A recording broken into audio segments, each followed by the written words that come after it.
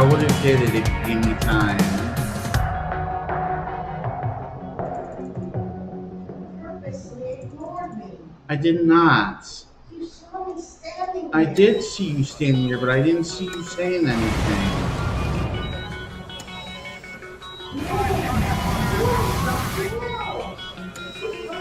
I did not! No, I thought you were done yelling at me. What? What are you gonna do?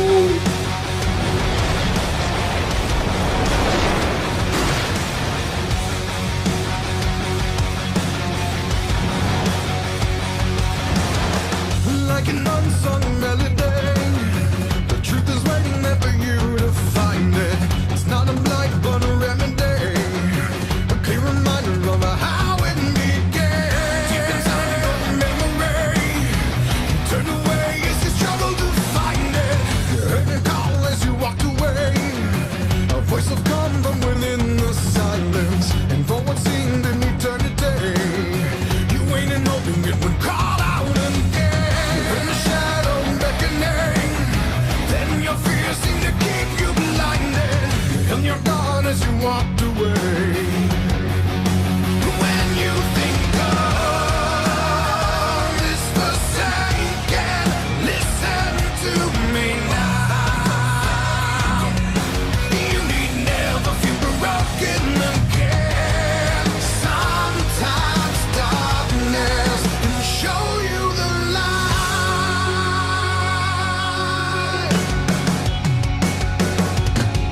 An unforgivable tragedy. I'll watch for it. The answer isn't where you think you'd find it. Prepare yourself for a reckoning, for when your world seems to crumble again. Don't be afraid, don't turn away. You're the one who can redefine it. Don't let hope become a memory. Let the shadow permeate your mind and reveal the thoughts that were tucked away, so that the door can be opened again. Within your darkest memories lies the answer if you dare to find it. Don't let hope become a memory. When you think of this forsaken, listen to me now. You need never feel broken again. Sometimes darkness can show you the light.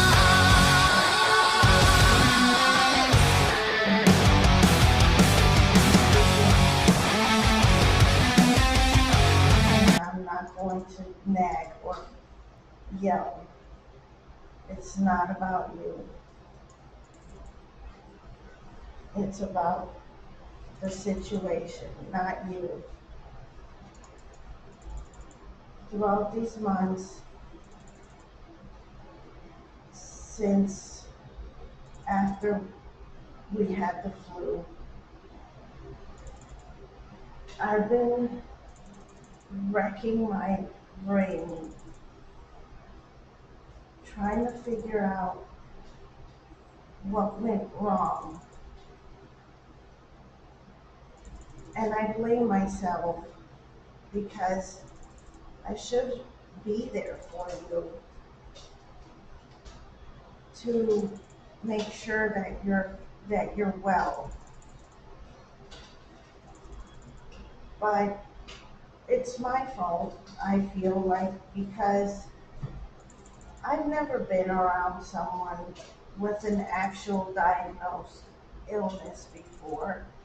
So I didn't know how bad or what to expect. That's me being naive about it and clueless and ignorant about it, because my whole life I never had to deal with anything like that or be around someone that actually was medically diagnosed. So when you warned me about how you get in 105, I thought, well, it can't be that bad. I thought everything would be fine. I didn't know any better. And you can't blame me for that either. I told you though. Okay, but you can't blame someone going into something not knowing what to expect. Just like you are inexperienced about life. I can't blame you for that because you were always with your dad. True. It's not your fault that you don't know anything about life. So, like me, I didn't know. What I'm talking about is that when that happened back in August, I'm trying to figure out what happened, where did it go wrong that I couldn't detect something or like diagnose something, or it can't because you didn't have the money for meds, because I'm trying to put the pieces together and it just doesn't add up. In Hammond, we were a while before you found a therapist. I remember you had to wait 2 months before someone saw you at that clinic place. Until that time, you were without your meds, I think, or you were still taking the ones that Jillian told you to keep taking until you found a new therapist, right? You were taking those. Mm-hmm. But at some point, didn't you not have the money for them? No, I didn't have the money for them. In Hammond, I'm talking about. I never really had a chance to get them at Hammond. We weren't there long enough. But you were still taking Jillian's Yes. medications. Okay. So the whole time we lived there, you were still taking something. Yes. And I thought, well, we had more stress there with your mom and Lou than we did here. Even though here it was a rough patch because we got sick, but I think the most stress was over at your mother's in Hammond. But nothing ever happened. You were fine.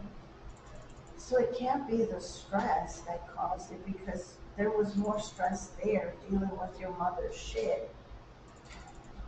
And once we came here, then that kind of relieved a lot of the stress that we had there because your mom wasn't here anymore. Okay. So I'm trying to figure out what caused it, because in Hammond it was a lot worse.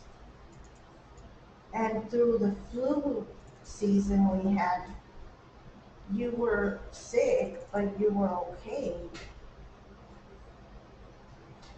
I don't get it. I don't know what happened. It just poop happens. We got sick and there was nothing we could do about it. No, I'm talking about your paranoia episode you had in August. Babe, I thought we were done with this. No, I'm telling you how I feel though. Let's talk about you lying about I'm sleeping with somebody for your whole time being with trying to me. figure out what may have caused it or what happened, because we had a lot more stress in Hammond and you were fine. So could it have been not the stress then, right? It wasn't the stress. I am not talking about this again. I'm never going to hear the end of it. You're never going to let me hear the end of it, are you? No. You're just going to keep bringing it up. We might as well just separate because I don't want to hear about it anymore. It was just traumatizing to me and Jonathan and Cassidy. And Traumatizing. It was traumatizing for me, too. I didn't do anything. I Yeah, didn't you do did. anything. You started thinking there were homes with cameras all over. That's how it started. And you flipped out because I wouldn't give you permission to I Look didn't at my right. care. No, I didn't flip out Yeah, you because of did. that. No, I did not. You called me a loser and you said that I was worthless. You were telling me a lot of nasty things. That's why I flipped out. You said I was You started pathetic. yelling at me You first. called me pathetic. Why are we even talking about this? This is like old news. No, it's not old news to me still. I've been on I don't have this anything to about- say about it. I know it's you think I don't it's have not anything your to say fault. about it. I know. You keep saying it's not your fault. I don't have anything to say about it anymore. It's like It happened. I'm sorry. There's know nothing I you can do about it. apologized. Yes, I understand. It's like someone If you like can't handle it, then well, either how I'll I leave or feel- you'll leave. I How guess. I feel about it is that someone like you can just flip out like that and then wash your hands and say sorry and move on from it. And you can because you disassociated yourself from it. But to people Why don't like you blame us, yourself for wanting to be with me? because I didn't know how bad it was. I told you, did I not?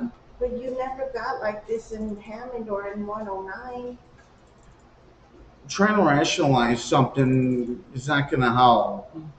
It happened. It happened. I'm sorry. Do you think it will happen again? Not if you keep bothering. Not if you don't keep bothering me about it. How could something that's bothering me about it make you turn into that? Because I'm trying to forget that it ever happened. I hated that it happened, but you keep bringing it up, and it's pissing me off. I know that you don't like the fact that I could just wash my hands of it. I never washed my hands of it. You kind of did. No, I didn't. You just moved on and said No, sorry. I moved still on. think about having what happened. You do? Yes, Why didn't you tell me? because I don't want to talk about it. Not one of my better moments, if you know what I mean. Would you want to talk about something like that if that happened with you? Yes, I would try to figure Well, out then I what guess went it's- wrong. Like, I'm not going to figure it out. I would try. I would try my damnedest to try to figure out what the hell went wrong with me. I'd be asking questions to my therapist.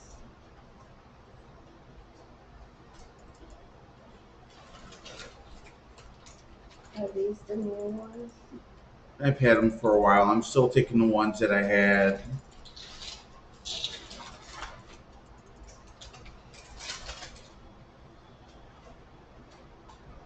There's nothing I could do about it. I'm sorry.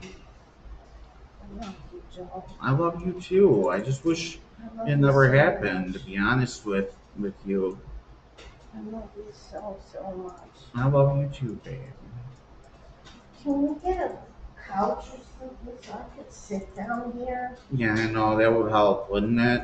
We need some seating.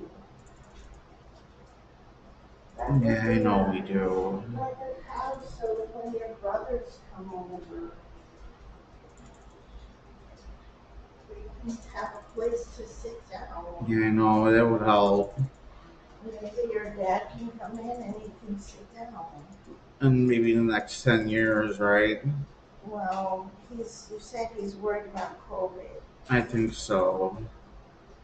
You know what he did to me outside? What?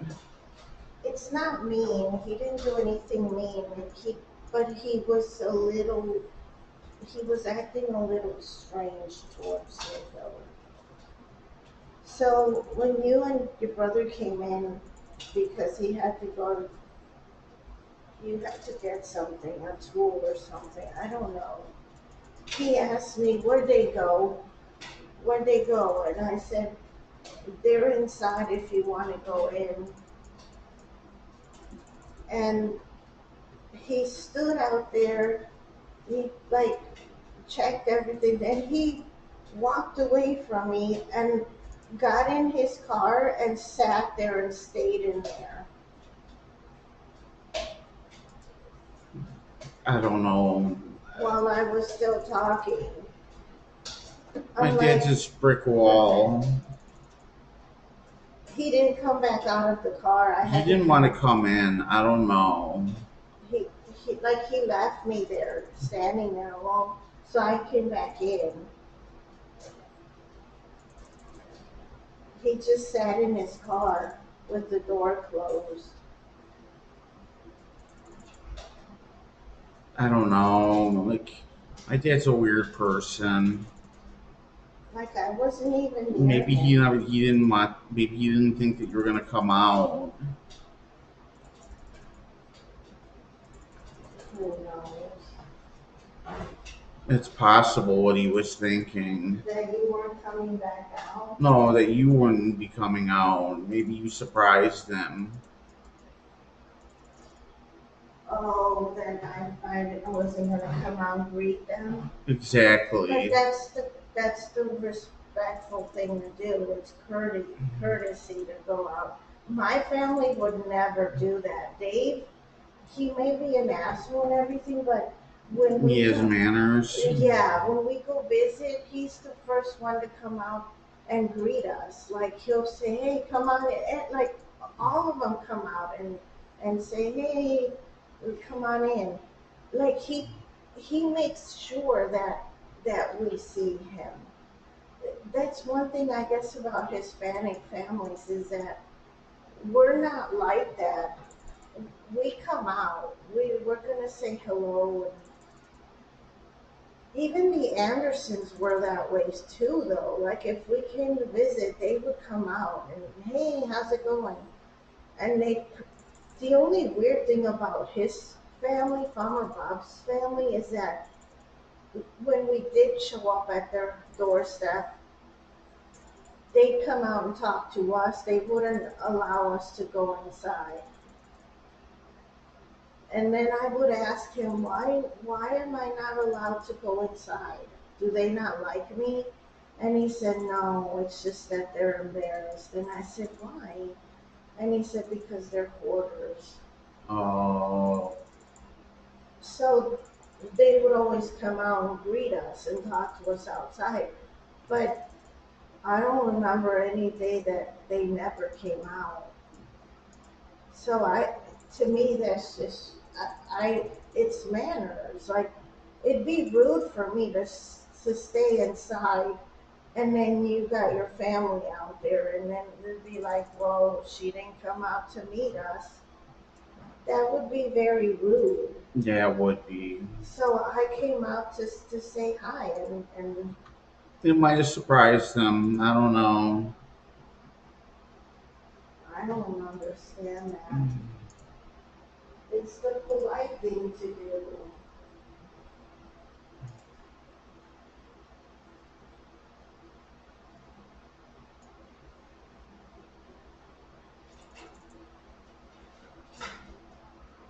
I'm not Cody's wife, you know.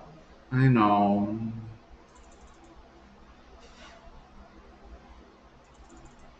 The only one that was like Cody's wife was Farmer Bob's best friend's wife, Sean's wife, both of them.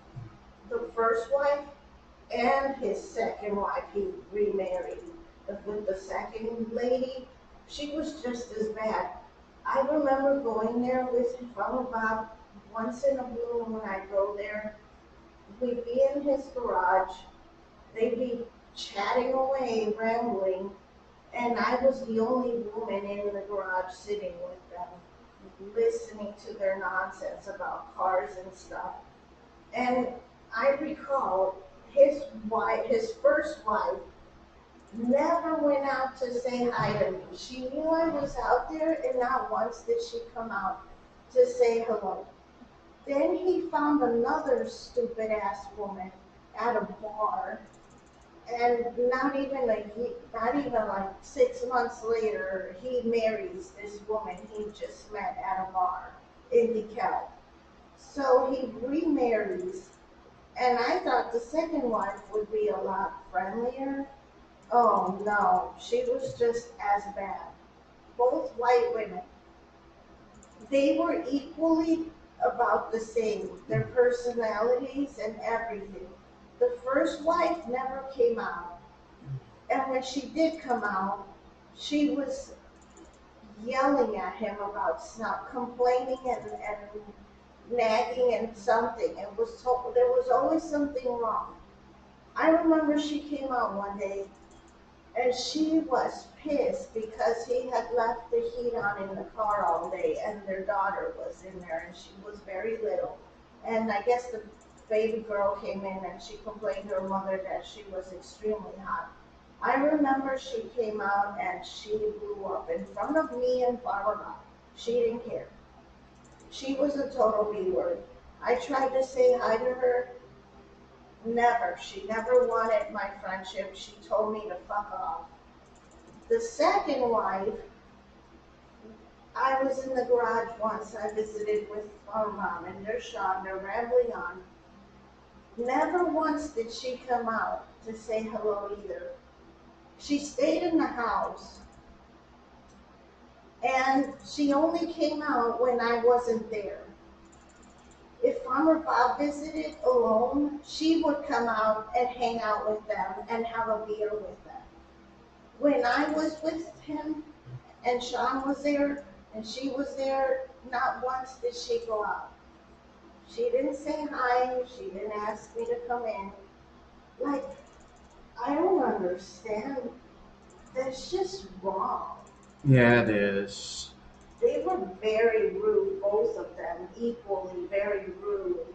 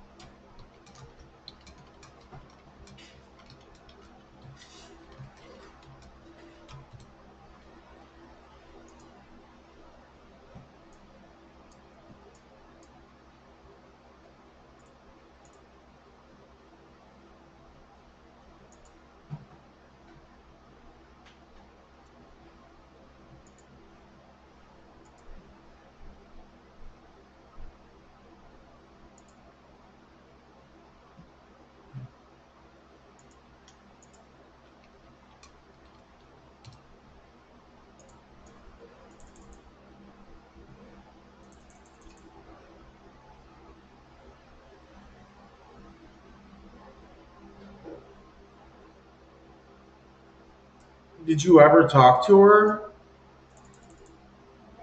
Did you ever talk to her? Or did she always ignore you? She only met me once, and that was when she first got together with Sean, and that's when he went out to our house to introduce her to Farmer Bob. That's Was the it the guy that caused him to get arrested? no, No, not Sean. no, Sean's a school friend.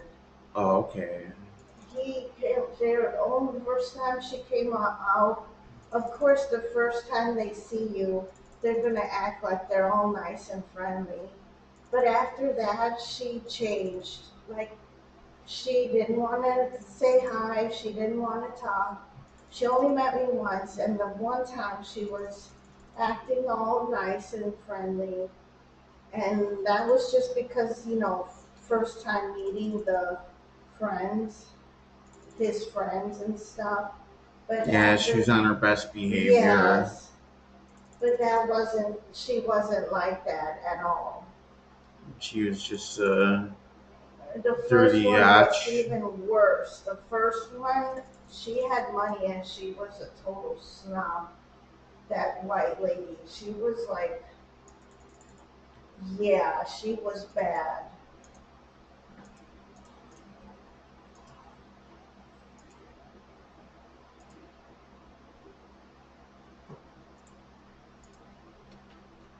I think that's white people because us Hispanics, we don't act like that.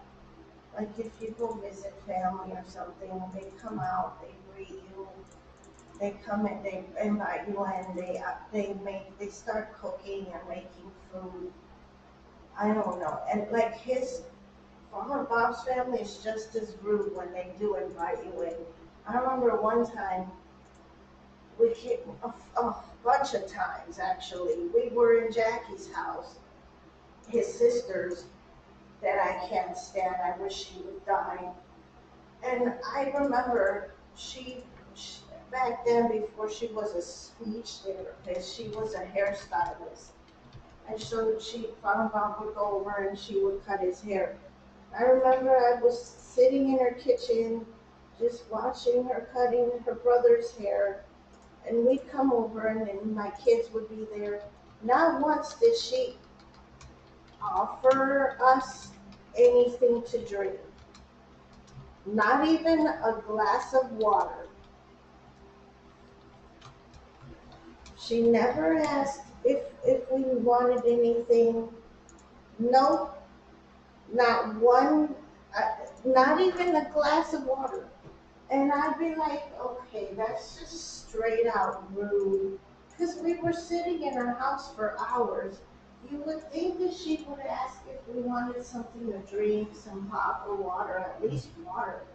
She never even asked that. Like, how rude.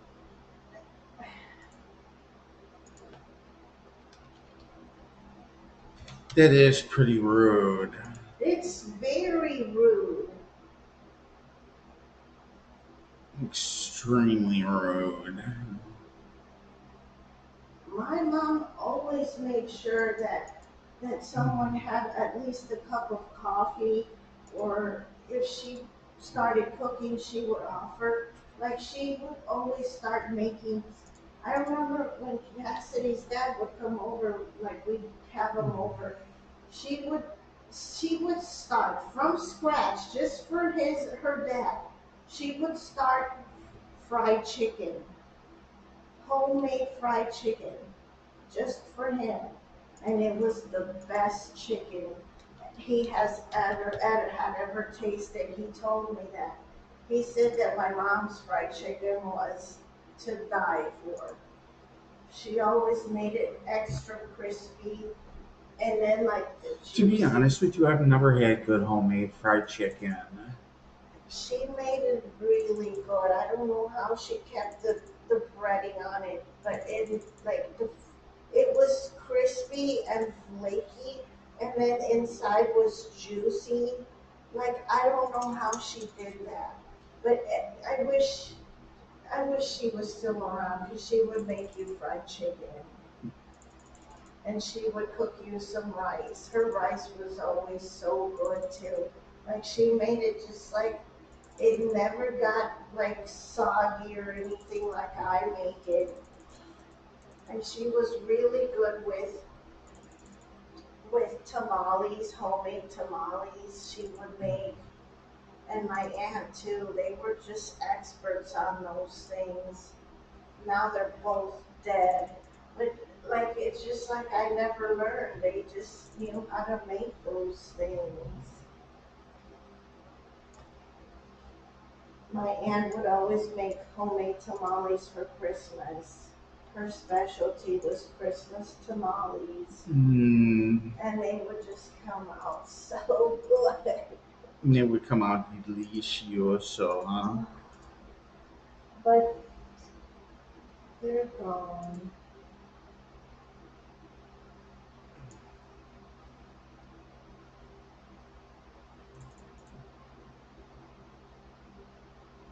She might like my banana pudding that I make nowadays. My mom, Yeah, or did she not like bananas like me? she did like bananas. She would have Everybody likes bananas but me. she would have liked it. She would have liked your chicken pot pie. Really? Yes, she would have liked it. And she would have liked your rice because she loved cooking rice. So she would definitely have liked your rice. I don't really do anything And she special. would have liked I know for sure one dish she would have loved is your lemon pepper chicken with the rice. She Really? would have loved that meal a lot because she liked cooking chicken a lot. I like chicken a lot myself. Um, the beef stew, she probably would have liked the stew part with the vegetables. Maybe the beef, she probably would have shredded it or even replaced it with some chicken. But I know she would have liked your stew.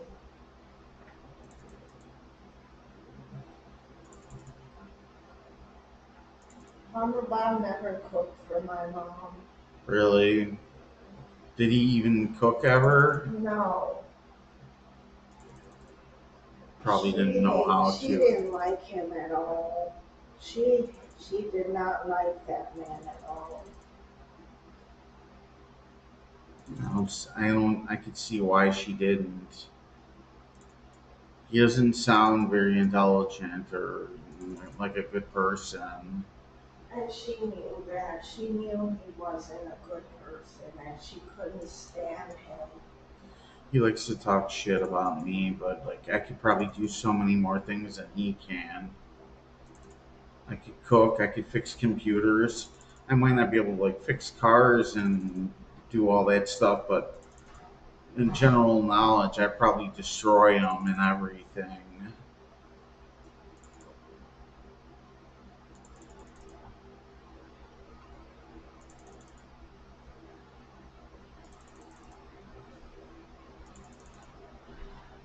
Now I'm depressed. Don't be depressed, babe.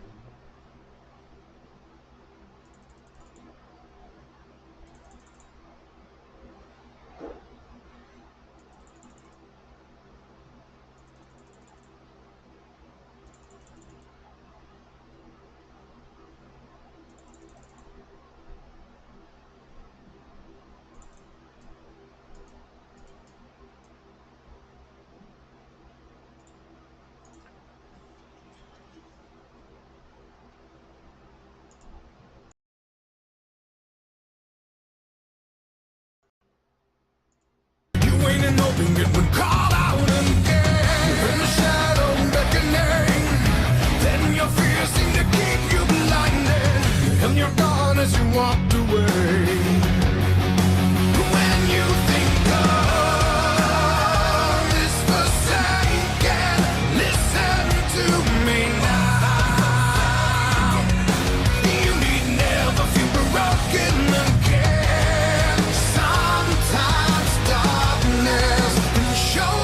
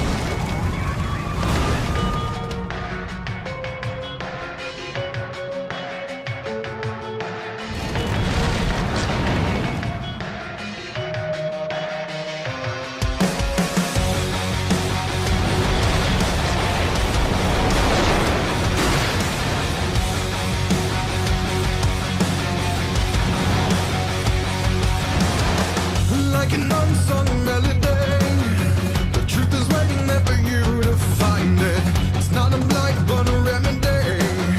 A clear reminder of how it began. Deep inside your memory, turn away as you struggle to find it. You heard a call as you walked away. A voice will come from within the silence, and for what seemed an eternity, you waited hoping it would call out again. In the shadow beckoning, then your fears seem to keep you blinded, and you're gone as you walked away. When you think of this forsaken, listen to me now. You need never feel broken again. Sometimes darkness can show you the light.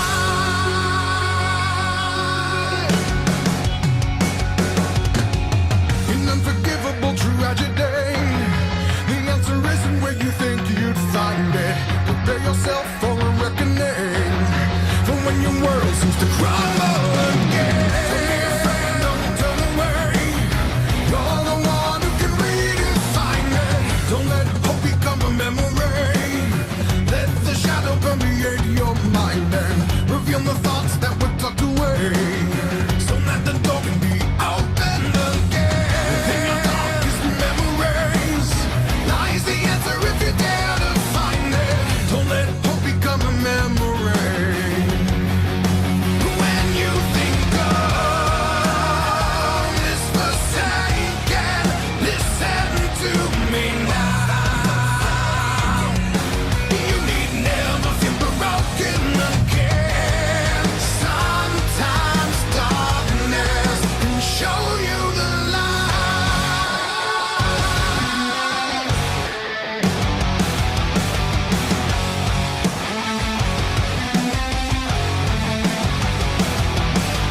Think on ding, we come ding, don't let another somber pariah consume your soul. You need strengthening, toughening. It takes a minute off to rekindle the fire burning in you. Ignite the fire within you.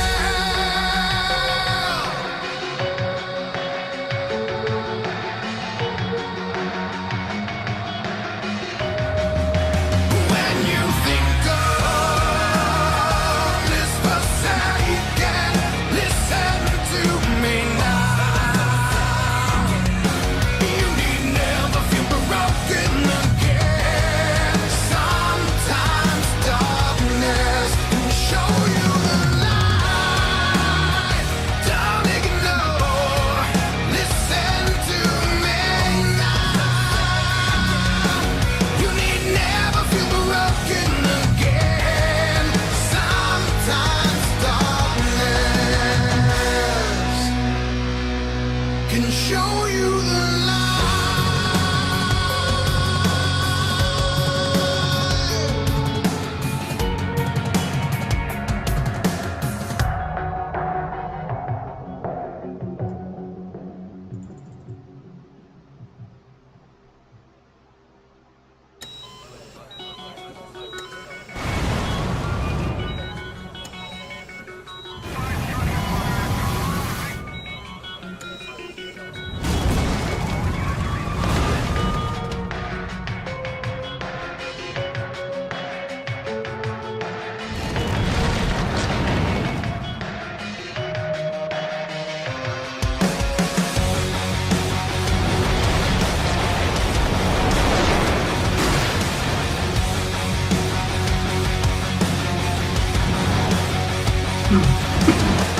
Like an unsung melody, the truth is waiting there for you to find it.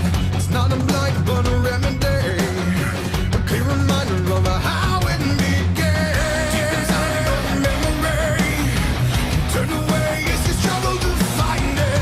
You heard a call as you walked away. A voice will come from within the silence, and for what seemed an eternity, you waited hoping it would call out again. In the shadow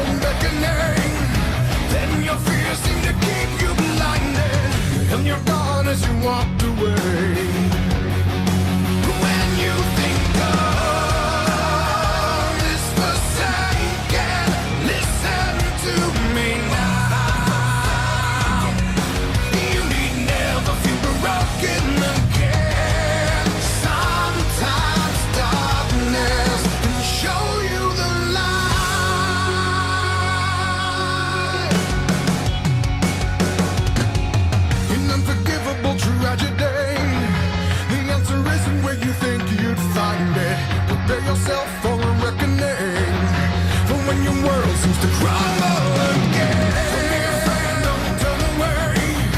You're the one who can redefine it. Don't let hope become a memory. Let the shadow permeate your mind and reveal the thoughts that were tucked away, so that the door can be opened again. Within your darkest memories lies the answer if you dare to find it. Don't let hope become a memory. When you think of this forsaken, listen to me now. You need never feel broken again. Sometimes darkness can show you the light.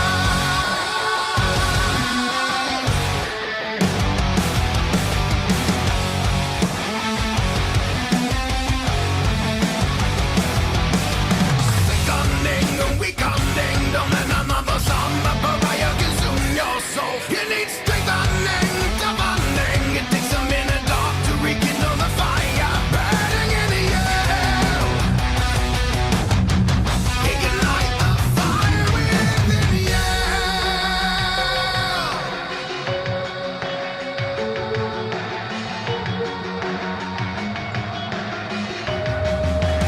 When you think of this forsaken, listen to me now. You need never feel broken again. Sometimes darkness can show you the light. Don't ignore, listen to me now. You need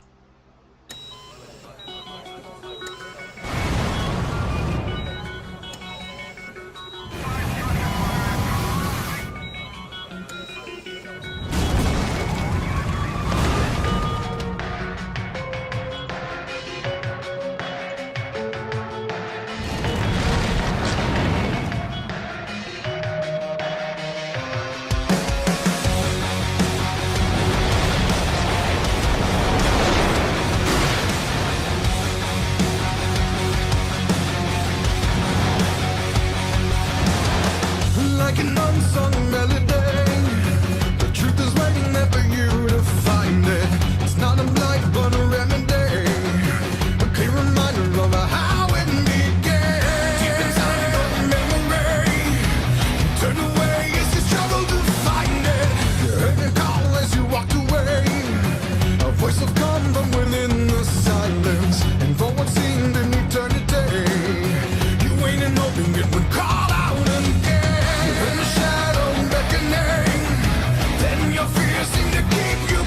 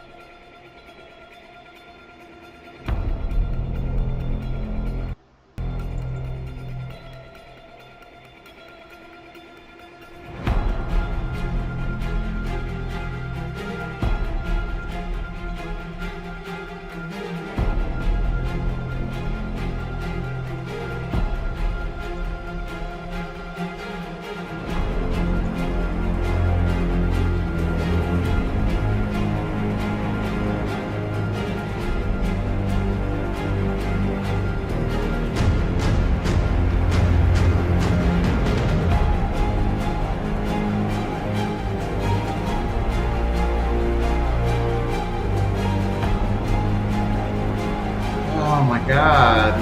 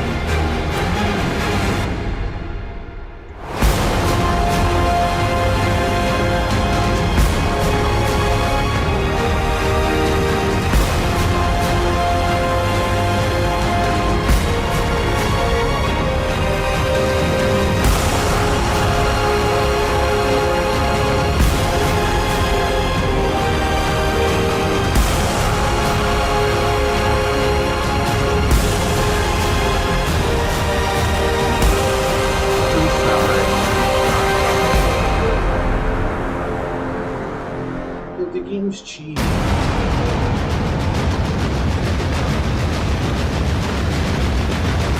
Alright, I will.